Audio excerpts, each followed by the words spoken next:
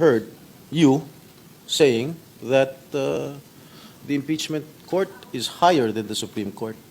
Do you still stand by your statement that the impeachment court is higher than the Supreme Court?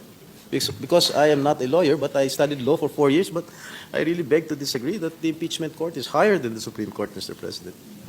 Okay, pakinggan natin mga kaibigan, no? Meron na namang bendalo. No, yung si Sana All. No, feeling niya mataas siya. No, parang abogado to eh. No, alam mo kasi yung taong pinipilit na itama ang mali, no, hindi talaga magiging tama. No? Pakinggan natin ang sasabihin nito ni Kiko. It is higher in the sense that a sitting Supreme Court justice can be dismissed on impeachment cases by the impeachment court. In that regard, we are able to hold a Supreme Court justice to account. We render judgment. So it's a novel legal question and legal argument. You mean to tell this representation that we can summon the justices of the Supreme Court? What if they don't want to appear here? What can we do? Well, we actually summoned. Can we just force them to? We actually appear before summoned. the Senate? With due respect to our colleague, we actually did have this former Supreme Court justice appear before the impeachment court. Who? So, Yeah, Justice I know Court. that because it was an impeachment. and that is the context of why I said that as an impeachment court, we are supreme in our own jurisdiction, and maybe in fact higher than the Supreme Court in that regard when it comes to impeachment processes. Because the supreme law of the land says so, that we have the sole power. Sole, it says sole power. It does not say anything else but sole power to try and decide impeachment cases.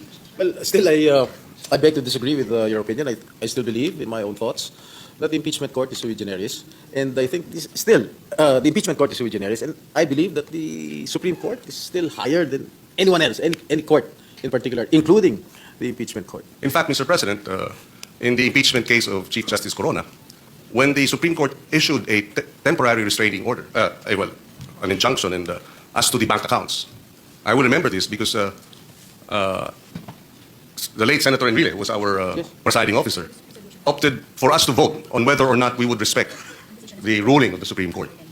In that regard, the vote was to respect the ruling. I think that was only a resolution issued by the Supreme Court. It was not a decision. No, it was a vote by I was there, Mr. Yes, President. I was also there. Yes, I you was were also there. part We of the- voted I was to also part respect. of the We voted to impeachment. respect 12-10. We voted to respect the Supreme Court ruling. Yes, In I other know. words, we could have voted not to. But of course, that was not the case. Yes, I know. I was. And it was an exercise of our exclusive power as an impeachment court. What if it was adverse to the decision? Well, that's of speculative, the Mr. decision of the President. Supreme The Court? What point will is, happen? that's speculative, Mr. President. The point is, we voted. Yes, I we know. did not decide to just respect the Supreme Court ruling. We voted as an impeachment court. Yes, I We was- exercised our authority as the supreme or the sole power, having the sole power and sole jurisdiction to try cases. Yes, I was also one of them who voted to respect the decision or the resolution of the Supreme Court not to open the foreign, I think it was the foreign bank accounts of the late Chief Justice Corona. What I'm asking, kung sakasakali, what if the vote was overturned? I mean, 12-10 in favor of not respecting the opinion of the Supreme Court. What will happen? Well, it's speculative, Mr. President. It didn't happen, so. Being a lawyer, maybe you can educate this representation because I'm Well, not also being a lawyer, if it's a speculative, if I'm being asked to answer Maybe- a scenario that's speculative, I'd rather wait for the actual case. In this actual, and what I'm citing is the facts that when the Supreme Court ruled to enjoin us from accessing the bank accounts, we opted to vote whether we would respect the Supreme Court ruling or not. Baka mali ka. Senator Pangilinan. No, sinasabi mo pwede mong i-impeach yung Associate Justice at Supreme Court Justice, Chief Justice. Tama naman. Pero it doesn't make the impeachment court higher than the Supreme Court. No, the impeachment court is higher than the Associate Justice. No? Mas mataas ang Supreme Court kesa sa Chief Justice. Individual. Pero, hindi siya mas mataas pa sa Supreme Court. Supreme na nga di ba? It's a Supreme Court. No, pinakamataas na hukuman sa ating konstitusyon.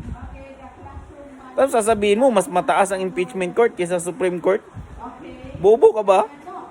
Siguro, mas mataas sa individual. Like for example, mas mataas ang impeachment court kaysa kay Associate Justice Leonen.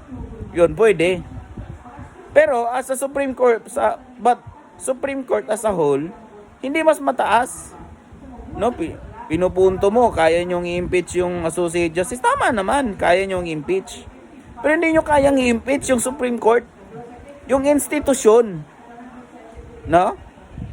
Those representing the institution, mas mataas yung impeachment court. No?